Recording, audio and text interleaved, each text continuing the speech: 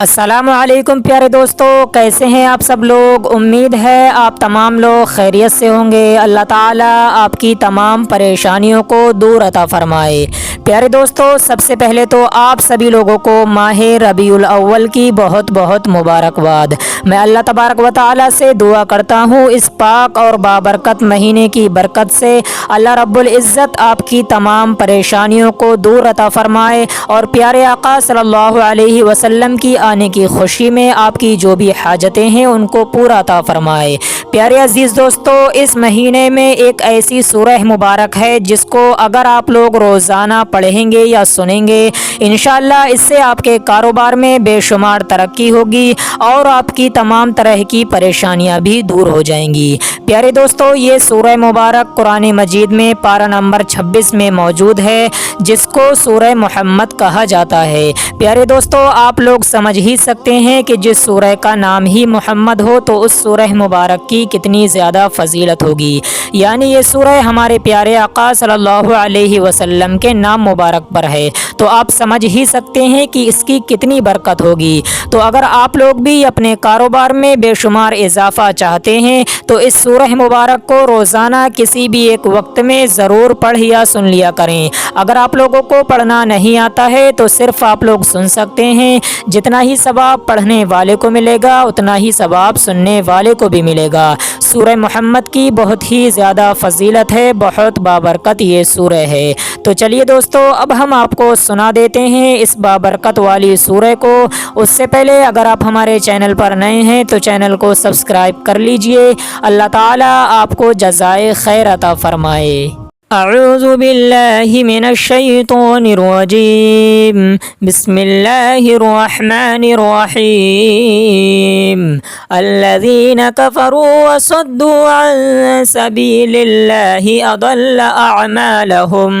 वल्लज़ीना आमनू व अमिलुस सालिहाति व आमनू बिमा नुज़्ज़िला अला मुहम्मदिन व हुवल हक़्क़ु मिर रब्बिहिम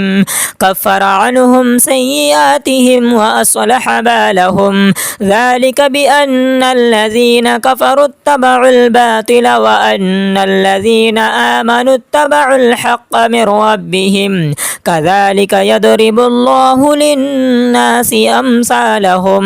फ़इज़ा लक़ीतुमुल्लज़ीना कफ़रू फ़दरबर रिक़ाब हत्ता इज़ा अस्ख़न्तमुहुम फ़शुद्दुल वसाक़ फ़इम्मा मन्नन बअदु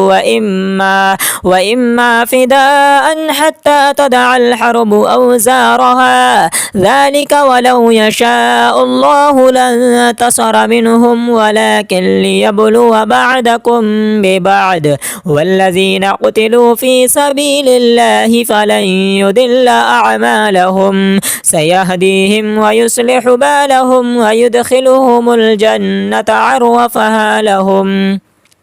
या अय्युहल्लज़ीना आमनू इन तंसुरुल्लाह यंसुरकुम व युसब्बित अक़दामकुम वल्लज़ीना कफ़रू फ़तअसल लहुम व अदल्ल अअमालहुम ज़ालिक बिअन्नहुम करिहू मा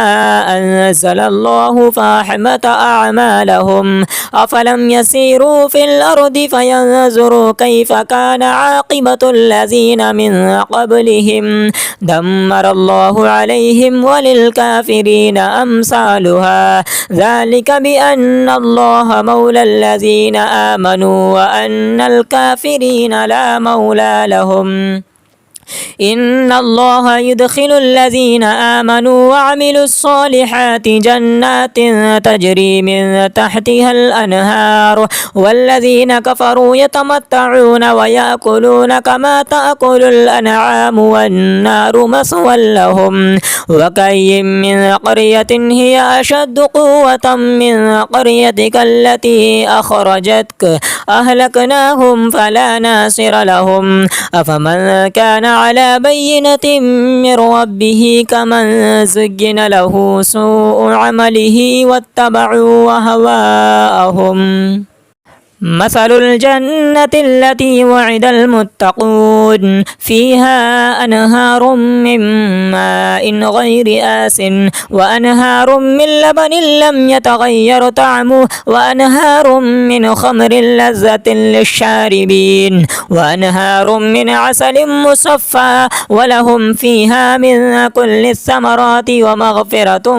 من ربهم كمن هو خالد في النار وسقوا ماء حميما فقطع أمعاءهم ومنهم من يستمع إليك حتى إذا خرجوا من عندك قالوا للذين أوتوا العلم ماذا قال آنفا أولئك الذين طبع الله على قلوبهم واتبعوا هواءهم والذين اهتدوا زادهم هدى وآتاهم تقواهم فهل ينظرون إلا الساعة أن تأتيهم بغتة فقد جاء أشراطها فأنى لهم إذا جاءتهم ذكراهم فاعلم أنه لا إله إلا الله واستغفر لذنبك وللمؤمنين والمؤمنات والله يعلم متقلبكم ومثواكم ويقول الذين آمنوا لولا نزلت سورة فإذا أنزلت سورة محكمة وذكر فيها القتال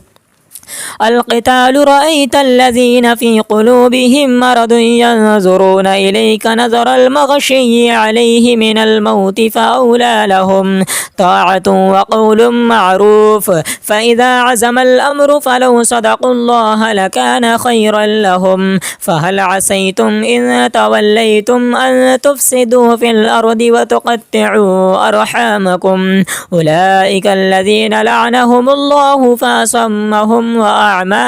أبصارهم أفلا يتدبرون القرآن أم على قلوب أقفالها إن الذين ارتدوا على أدبارهم من بعد ما تبين لهم الهدى الشيطان سول لهم وأملى لهم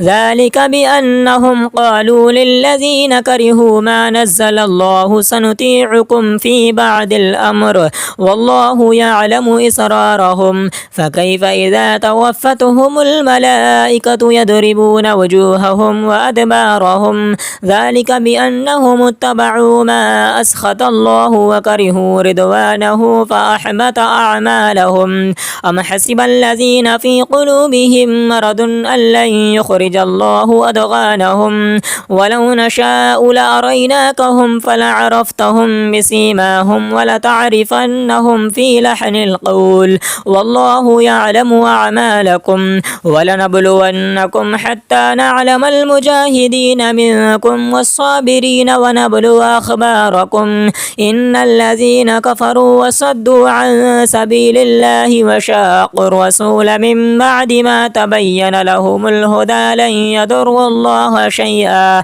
وسيحبط أعمالهم يا أيها الذين آمنوا أطيعوا الله وأطيعوا الرسول ولا تبطلوا أعمالكم إن الذين كفروا وصدوا عن سبيل الله ثم ماتوا وهم كفار فلن يغفر الله لهم فلا تهنوا وتدعوا إلى السلم وأنتم الأعلون والله معكم ولن يتركم أعمالكم إنما الحياة الدنيا لعب ولهو وإن تؤمنوا وتتقوا يؤتكم أجوركم ولا يسألكم أموالكم إن يسألكموها فيحفكم تبخلوا ويخرج أضغانكم ها أنتم هؤلاء تدعون لتنفقوا في سبيل الله فمنكم من يبخل ومن يبخل فإنما يبخل عن نفسه والله الغني وأنتم الفقراء وإن تتولوا يستبدل قوما غيركم ثم لا يكونوا أمثالكم آمنت بالله صدق الله العلي العظيم. أعوذ بالله من الشيطان الرجيم. بسم الله الرحمن الرحيم. الذين كفروا وصدوا عن سبيل الله أضل أعمالهم، والذين آمنوا وعملوا الصالحات وآمنوا بما نزل على محمد وهو الحق من ربهم كفر عنهم سيئاتهم وأصلح بالهم، ذلك بأن الذين كفروا اتبعوا الباطل وأن الذين آمنوا اتبعوا الحق من ربهم، كذلك يضرب الله للناس أمثالهم، فإذا لقيتم الذين كفروا فضرب الرقاب حتى إذا أثخنتموهم فشدوا الوثاق فإما منا بعد وإما فداء حتى تدع الحرب أوزارها، ذلك ولو يشاء الله لانتصر منهم ولكن ليبلو بعضكم ببعض، والذين قتلوا في سبيل الله فلن يضل أعمالهم، سيهديهم ويصلح بالهم ويدخلهم الجنة عرفها لهم. يا أيها الذين آمنوا إن تنصروا الله ينصركم ويثبت أقدامكم، والذين كفروا فتعسا لهم وأضل أعمالهم، ذلك بأنهم كرهوا ما أنزل الله فأحبط أعمالهم. أفلم يسيروا في الأرض فينظروا كيف كان عاقبة الذين من قبلهم، دمر الله عليهم وللكافرين أمثالها، ذلك بأن الله مولى الذين آمنوا وأن الكافرين لا مولى لهم. إن الله يدخل الذين آمنوا وعملوا الصالحات جنات تجري من تحتها الأنهار، والذين كفروا يتمتعون ويأكلون كما تأكل الأنعام والنار مثوى لهم. وكأي من قرية هي أشد قوة من قريتك التي أخرجتك أهلكناهم فلا ناصر لهم. أفمن كان على بينة من ربه كمن زين له سوء عمله واتبعوا أهواءهم. مثل الجنة التي وعد المتقون فيها أنهار من ماء غير آس وأنهار من لبن لم يتغير طعمه وأنهار من خمر لذة للشاربين وأنهار من عسل مصفى ولهم فيها من كل الثمرات ومغفرة من ربهم كمن هو خالد في النار وسقوا ماء حميما فقطع أمعاءهم ومنهم من يستمع إليك حتى إذا خرجوا من عندك قالوا للذين أوتوا العلم ماذا قال آنفا أولئك الذين طبع الله على قلوبهم واتبعوا أهواءهم والذين اهتدوا زادهم هدى وآتاهم تقواهم فهل ينظرون إلا الساعة أن تأتيهم بغتة فقد جاء أشراطها فأنى لهم إذا جاءتهم ذكراهم فاعلم أنه لا إله إلا الله واستغفر لذنبك وللمؤمنين والمؤمنات والله يعلم متقلبكم ومثواكم. ويقول الذين آمنوا لولا نزلت سورة فإذا أنزلت سورة محكمة وذكر فيها القتال رأيت الذين في قلوبهم مرض ينظرون إليك نظر المغشي عليه من الموت فأولى لهم طاعة وقول معروف فإذا عزم الأمر فلو صدقوا الله لكان خيرا لهم فهل عسيتم إن توليتم أن تفسدوا في الأرض وتقطعوا أرحامكم أولئك الذين لعنهم الله فأصمهم وأعمى أبصارهم أفلا يتدبرون القرآن أم على قلوب أقفالها إن الذين ارتدوا على أدبارهم من بعد ما تبين لهم الهدى الشيطان سول لهم وأملى لهم ذلك بأنهم قالوا للذين كرهوا ما نزل الله سنطيعكم في بعض الأمر والله يعلم إسرارهم فكيف إذا توفتهم الملائكة يضربون وجوههم وأدبارهم ذلك بأنهم اتبعوا ما أسخط الله وكرهوا رضوانه فأحبط أعمالهم أم حسب الذين في قلوبهم مرض أن لن يخرج الله أضغانهم ولو نشاء لأريناكهم فلعرفتهم بسيماهم ولتعرفنهم في لحن القول والله يعلم أعمالكم ولنبلونكم حتى نعلم المجاهدين منكم والصابرين ونبلو أخباركم إن الذين كفروا وصدوا عن سبيل الله وشاقوا الرسول من بعد ما تبين لهم الهدى لن يضروا الله شيئا وسيحبط أعمالهم يا أيها الذين آمنوا أطيعوا الله وأطيعوا الرسول ولا تبطلوا أعمالكم إن الذين كفروا وصدوا عن سبيل الله ثم ماتوا وهم كفار فلن يغفر الله لهم فلا تهنوا وتدعوا إلى السلم وأنتم الأعلون والله معكم ولن يتركم أعمالكم إنما الحياة الدنيا لعب ولهو وإن تؤمنوا وتتقوا يؤتكم أجوركم ولا يسألكم أموالكم إن يسألكموها فيحفكم تبخلوا ويخرج أضغانكم ها أنتم هؤلاء تدعون لتنفقوا في سبيل الله فمنكم من يبخل ومن يبخل فإنما يبخل عن نفسه والله الغني وأنتم الفقراء وإن تتولوا يستبدل قوما غيركم ثم لا يكونوا أمثالكم آمنت بالله صدق الله العلي العظيم أعوذ بالله من الشيطان الرجيم بسم الله الرحمن الرحيم الذين كفروا وصدوا عن سبيل الله أضل أعمالهم والذين آمنوا وعملوا الصالحات وآمنوا بما نزل على محمد وهو الحق من ربهم كفر عنهم سيئاتهم وأصلح بالهم ذلك بأن الذين كفروا اتبعوا الباطل وأن الذين آمنوا اتبعوا الحق من ربهم كذلك يضرب الله للناس أمثالهم فإذا لقيتم الذين كفروا فضرب الرقاب حتى إذا أسخنتموهم فشدوا الوثاق فإما منا بعد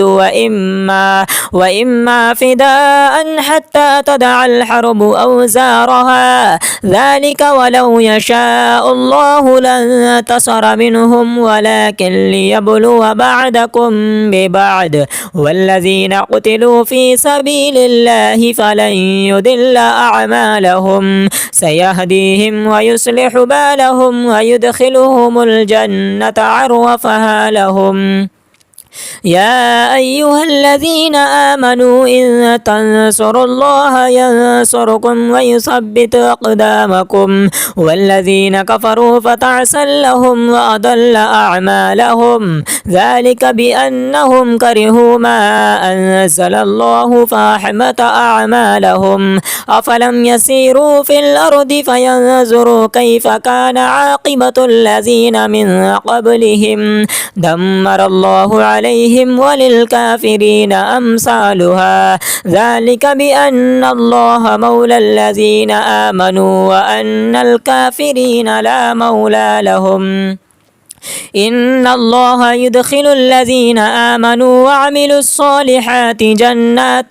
تجري من تحتها الأنهار والذين كفروا يتمتعون ويأكلون كما تأكل الأنعام والنار مثوى لهم وكأي من قرية هي أشد قوة من قريتك التي أخرجتك أهلكناهم فلا ناصر لهم أفمن كان على بينة من ربه كمن زين له سوء عمله واتبعوا هواءهم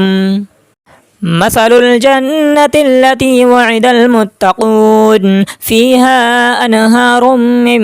ماء غير آس وأنهار من لبن لم يتغير طعمه وأنهار من خمر لذة للشاربين وأنهار من عسل مصفى ولهم فيها من كل الثمرات ومغفرة من ربهم كمن هو خالد في النار وسقوا ماء حميما فقطع أمعاءهم ومنهم من يستمع إليك حتى إذا خرجوا من عندك قالوا للذين أوتوا العلم ماذا قال آنفا أولئك الذين طبع الله على قلوبهم واتبعوا هواءهم والذين اهتدوا زادهم هدى وآتاهم تقواهم فهل ينظرون إلا الساعة أن تأتيهم بغتة فقد جاء أشراطها فأنى لهم إذا جاءتهم ذكراهم فاعلم أنه لا إله إلا الله واستغفر لذنبك وللمؤمنين والمؤمنات والله يعلم متقلبكم ومثواكم ويقول الذين آمنوا لولا نزلت سورة فإذا أنزلت سورة محكمة وذكر فيها القتال رأيت الذين في قلوبهم مرض ينظرون إليك نظر المغشي عليه من الموت فأولى لهم طاعة وقول معروف فإذا عزم الأمر فلو صدقوا الله لكان خيرا لهم فهل عسيتم إن توليتم أن تفسدوا في الأرض وتقطعوا أرحامكم أولئك الذين لعنهم الله فأصمهم وأعمى أبصارهم أفلا يتدبرون القرآن أم على قلوب أقفالها إن الذين ارتدوا على أدبارهم من بعد ما تبين لهم الهدى الشيطان سول لهم وأملى لهم ذلك بأنهم قالوا للذين كرهوا ما نزل الله سنطيعكم في بعض الأمر والله يعلم إسرارهم فكيف إذا توفتهم الملائكة يضربون وجوههم وأدبارهم ذلك بأنهم اتبعوا ما أسخط الله وكرهوا رضوانه فأحبط أعمالهم أم حسب الذين في قلوبهم مرض أن لن يخرج الله أضغانهم ولو نشاء لأريناكهم فلعرفتهم بسيماهم ولتعرفنهم في لحن القول والله يعلم أعمالكم ولنبلونكم حتى نعلم المجاهدين منكم والصابرين ونبلو أخباركم إن الذين كفروا وصدوا عن سبيل الله وشاقوا الرسول من بعد ما تبين لهم الهدى لن يضروا الله شيئا وسيحبط أعمالهم يا أيها الذين آمنوا أطيعوا الله وأطيعوا الرسول ولا تبطلوا أعمالكم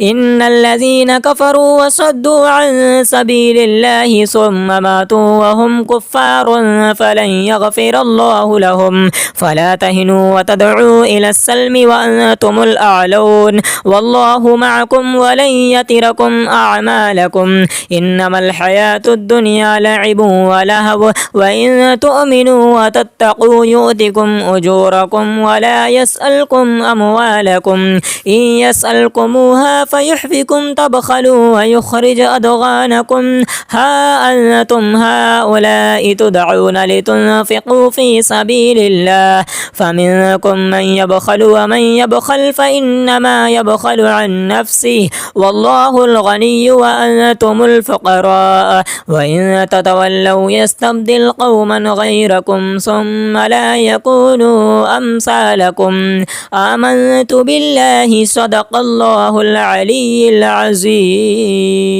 أعوذ بالله من الشيطان الرجيم. بسم الله الرحمن الرحيم.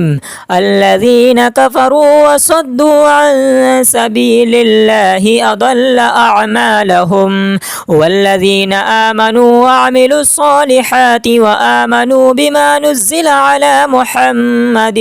وهو الحق من ربهم كفر عنهم سيئاتهم وأصلح بالهم ذلك بأن الذين كفروا اتبعوا الباطل وأن الذين آمنوا اتبعوا الحق من ربهم كذلك يضرب الله للناس أمثالهم فإذا لقيتم الذين كفروا فضرب الرقاب حتى إذا أثخنتموهم فشدوا الوثاق فإما منا بعد وإما فداء حتى تدع الحرب أوزارها ذلك ولو يشاء الله لانتصر منهم ولكن ليبلو بعدكم ببعد والذين قتلوا في سبيل الله فلن يضل أعمالهم سيهديهم ويصلح بالهم ويدخلهم الجنة عرفها لهم. يا أيها الذين آمنوا إن تنصروا الله ينصركم ويثبت أقدامكم والذين كفروا فتعسا لهم وأضل أعمالهم ذلك بأنهم كرهوا ما أنزل الله فأحبط أعمالهم أفلم يسيروا في الأرض فينظروا كيف كان عاقبة الذين من قبلهم دمر الله عليهم وللكافرين أمثالها ذلك بأن الله مولى الذين آمنوا وأن الكافرين لا مولى لهم. إن الله يدخل الذين آمنوا وعملوا الصالحات جنات تجري من تحتها الأنهار والذين كفروا يتمتعون ويأكلون كما تأكل الأنعام والنار مثوى لهم وكأي من قرية هي أشد قوة من قريتك التي أخرجتك أهلكناهم فلا ناصر لهم أفمن كان على بينة من ربه كمن زين له سوء عمله واتبعوا أهواءهم. مثل الجنة التي وعد المتقون فيها أنهار من ماء غير آس وأنهار من لبن لم يتغير طعمه وأنهار من خمر لذة للشاربين وأنهار من عسل مصفى ولهم فيها من كل الثمرات ومغفرة من ربهم كمن هو خالد في النار وسقوا ماء حميما فقطع أمعاءهم ومنهم من يستمع إليك حتى إذا خرجوا من عندك قالوا للذين أوتوا العلم ماذا قال آنفا أولئك الذين طبع الله على قلوبهم واتبعوا أهواءهم والذين اهتدوا زادهم هدى وآتاهم تقواهم فهل ينظرون إلا الساعة أن تأتيهم بغتة فقد جاء أشراطها فأنى لهم إذا جاءتهم ذكراهم فاعلم أنه لا إله إلا الله واستغفر لذنبك وللمؤمنين والمؤمنات والله يعلم متقلبكم ومثواكم ويقول الذين آمنوا لولا نزلت سورة فإذا أنزلت سورة محكمة وذكر فيها القتال القتال رأيت الذين في قلوبهم مرض ينظرون إليك نظر المغشي عليه من الموت فأولى لهم طاعة وقول معروف فإذا عزم الأمر فلو صدقوا الله لكان خيرا لهم فهل عسيتم إن توليتم أن تفسدوا في الأرض وتقطعوا أرحامكم أولئك الذين لعنهم الله فأصمهم وأعمى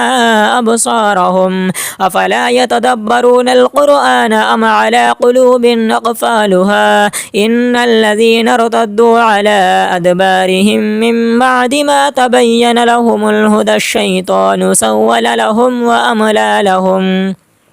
ذلك بأنهم قالوا للذين كرهوا ما نزل الله سنطيعكم في بعد الأمر والله يعلم إسرارهم فكيف إذا توفتهم الملائكة يضربون وجوههم وأدبارهم ذلك بأنهم اتبعوا ما أسخط الله وكرهوا رضوانه فأحبط أعمالهم أم حسب الذين في قلوبهم مرض أن لن يخرج الله أضغانهم ولو نشاء لأريناكهم فلعرفتهم بسيماهم ولتعرفنهم في لحن القول والله يعلم أعمالكم ولنبلونكم حتى نعلم المجاهدين منكم والصابرين ونبلو أخباركم إن الذين كفروا وصدوا عن سبيل الله وشاقوا الرسول من بعد ما تبين لهم الهدى لن يضروا الله شيئا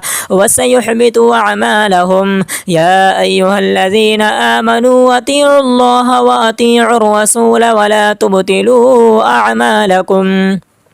إن الذين كفروا وصدوا عن سبيل الله ثم ماتوا وهم كفار فلن يغفر الله لهم فلا تهنوا وتدعوا إلى السلم وأنتم الأعلون والله معكم ولن يتركم أعمالكم إنما الحياة الدنيا لعب ولهو وإن تؤمنوا وتتقوا يؤتكم أجوركم ولا يسألكم أموالكم إن يسألكموها فيحفكم تبخلوا ويخرج أضغانكم ها أنتم هؤلاء تدعون لتنفقوا في سبيل الله فمنكم من يبخل ومن يبخل فإنما يبخل عن نفسه والله الغني وأنتم الفقراء وإن تتولوا يستبدل قوما غيركم ثم لا يكونوا أمثالكم آمنت بالله صدق الله العلي العظيم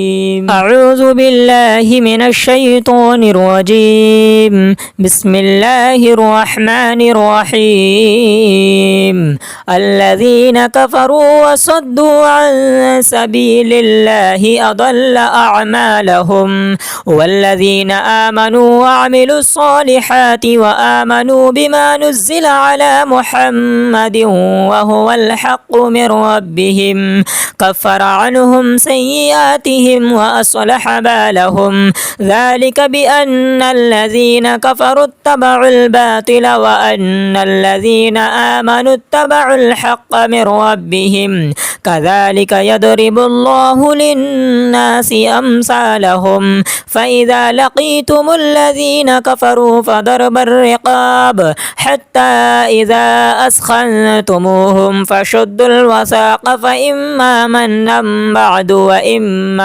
وإما فداء حتى تدع الحرب أوزارها ذلك ولو يشاء الله لانتصر منهم ولكن ليبلو بعدكم ببعد والذين قتلوا في سبيل الله فلن يضل أعمالهم سيهديهم ويصلح بالهم ويدخلهم الجنة عرفها لهم يا أيها الذين آمنوا إن تنصروا الله ينصركم ويثبت أقدامكم والذين كفروا فتعسا لهم وأضل أعمالهم ذلك بأنهم كرهوا ما أنزل الله فأحبط أعمالهم أفلم يسيروا في الأرض فينظروا كيف كان عاقبة الذين من قبلهم دمر الله عليهم وللكافرين أمثالها ذلك بأن الله مولى الذين آمنوا وأن الكافرين لا مولى لهم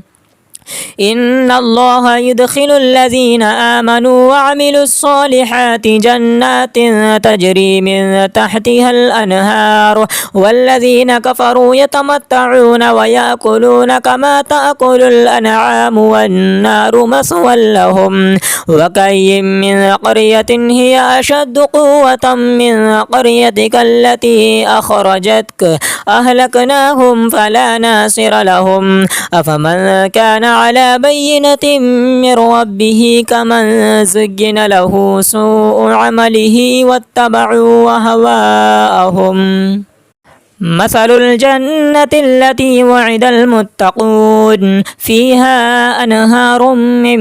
ماء غير آس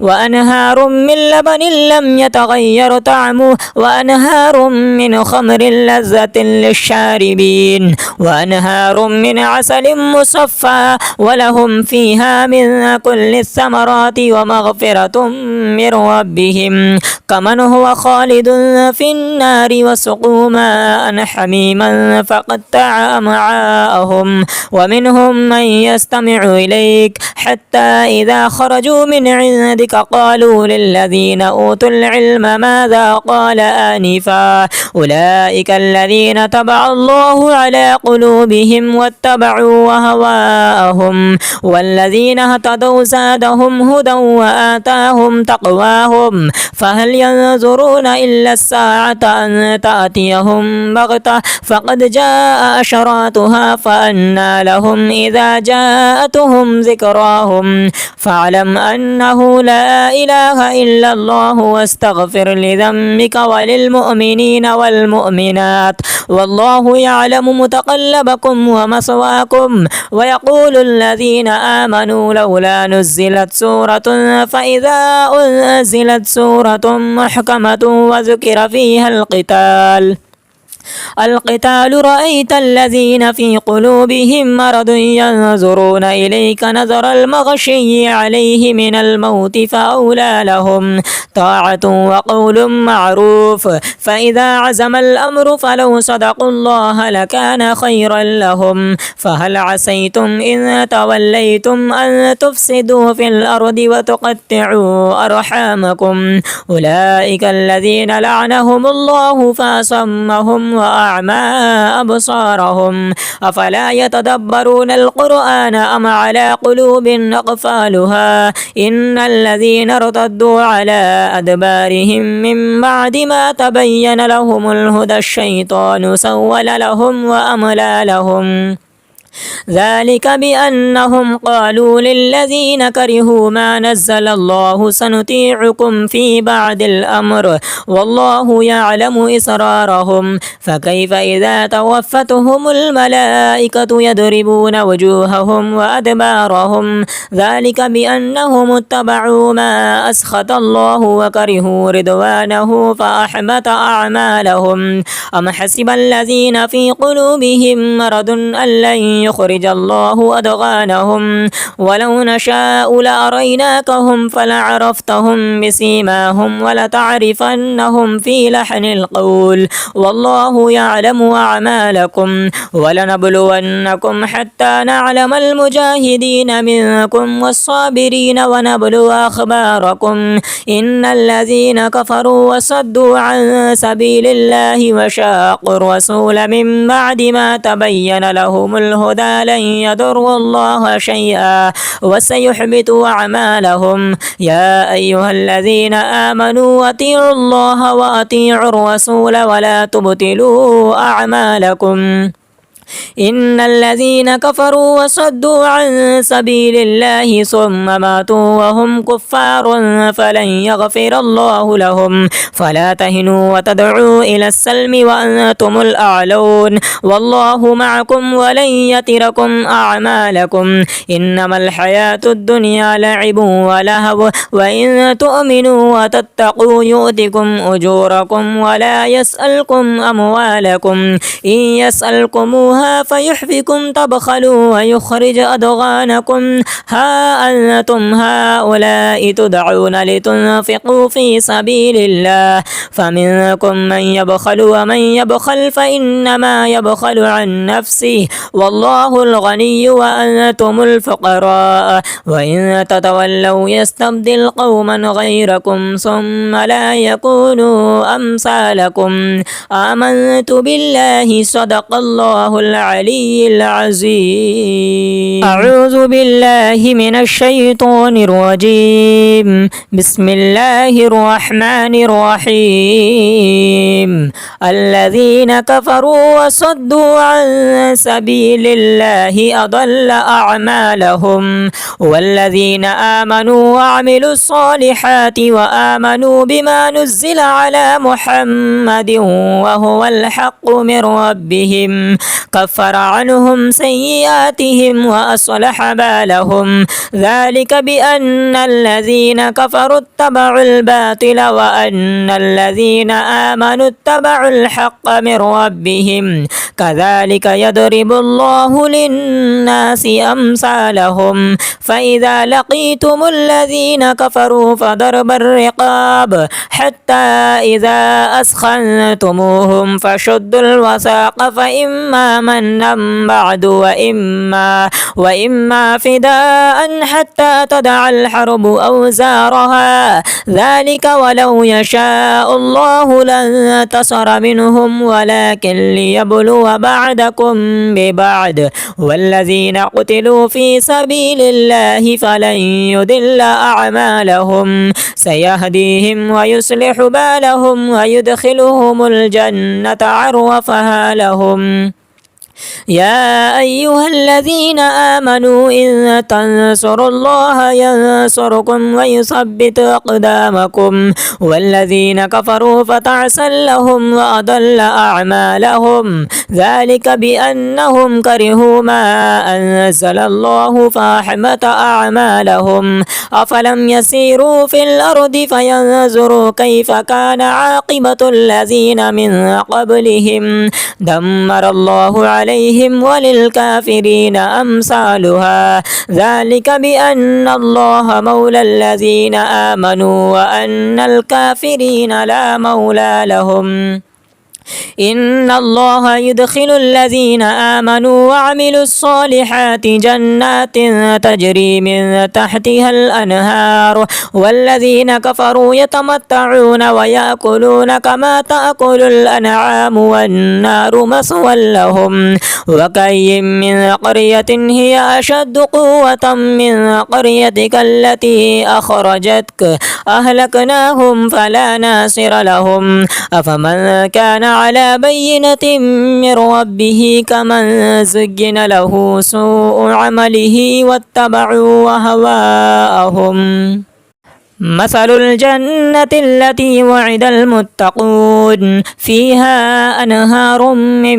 ماء غير آس وأنهار من لبن لم يتغير طعمه وأنهار من خمر لذة للشاربين وأنهار من عسل مصفى ولهم فيها من كل الثمرات ومغفرة من ربهم كمن هو خالد في النار وسقوا ماء حميما فقطع أمعاءهم ومنهم من يستمع إليك حتى إذا خرجوا من عندك قالوا للذين أوتوا العلم ماذا قال آنفا أولئك الذين طبع الله على قلوبهم واتبعوا أهواءهم والذين اهتدوا زادهم هدى وآتاهم تقواهم فهل ينظرون إلا الساعة أن تأتيهم تأتيهم بغتة فقد جاء أشراطها فأنى لهم إذا جاءتهم ذكراهم فاعلم أنه لا إله إلا الله واستغفر لذنبك وللمؤمنين والمؤمنات والله يعلم متقلبكم ومثواكم. ويقول الذين آمنوا لولا نزلت سورة فإذا أنزلت سورة محكمة وذكر فيها القتال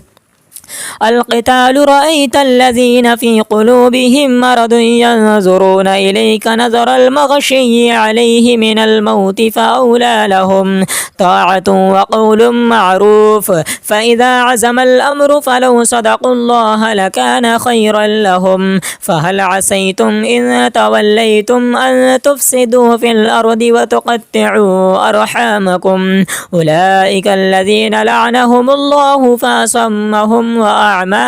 أبصارهم أفلا يتدبرون القرآن أم على قلوب أقفالها إن الذين ارتدوا على أدبارهم من بعد ما تبين لهم الهدى الشيطان سول لهم وأملى لهم ذلك بأنهم قالوا للذين كرهوا ما نزل الله سنطيعكم في بعض الأمر والله يعلم إسرارهم. فكيف إذا توفتهم الملائكة يضربون وجوههم وأدبارهم ذلك بأنهم اتبعوا ما أسخط الله وكرهوا رضوانه فأحبط أعمالهم. أم حسب الذين في قلوبهم مرض أن لن يخرج الله أضغانهم ولو نشاء لأريناكهم فلعرفتهم بسيماهم ولتعرفنهم في لحن القول والله يعلم أعمالكم. ولنبلونكم حتى نعلم المجاهدين منكم والصابرين ونبلو أخباركم إن الذين كفروا وصدوا عن سبيل الله وشاقوا الرسول من بعد ما تبين لهم الهدى لن يضروا الله شيئا وسيحبط أعمالهم. يا أيها الذين آمنوا أطيعوا الله وأطيعوا الرسول ولا تبطلوا أعمالكم إن الذين كفروا وصدوا عن سبيل الله ثم ماتوا وهم كفار فلن يغفر الله لهم. فلا تهنوا وتدعوا إلى السلم وأنتم الأعلون والله معكم ولن يتركم أعمالكم. إنما الحياة الدنيا لعب ولهو وإن تؤمنوا وتتقوا يؤتكم أجوركم ولا يسألكم أموالكم إن يسألكموها فيحفكم تبخلوا ويخرج أضغانكم. ها أنتم هؤلاء تدعون لتنفقوا في سبيل الله فمنكم من يبخل ومن يبخل فإنما يبخل عن نفسه والله الغني وأنتم الفقراء وإن تتولوا يستبدل قوما غيركم ثم لا يكونوا أمثالكم. آمنت بالله صدق الله العلي العظيم.